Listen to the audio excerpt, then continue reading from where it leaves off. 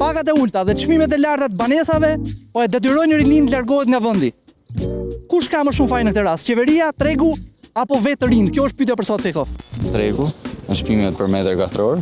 Kurshimet e një viti 1 metër katror. Dhe fajin e ka sistemi. Problemi i madh është masa rrogës, nuk përputhen, raporti është shumë disproporcional. Nëse raporti do ishte pak më kuptueshëm midis rrogës dhe qeras ose çmimit pronës, atëherë do ishte një arsye më shumë për të rinjt që të qëndrojnë. Fikse di rama, sepse të gjitha në kompanitë që marrin tendera për ndërtim, 80% pasurën parë. Veni është shumë i bukur i Shqipërisë, por këta e kanë shkatruar komplet.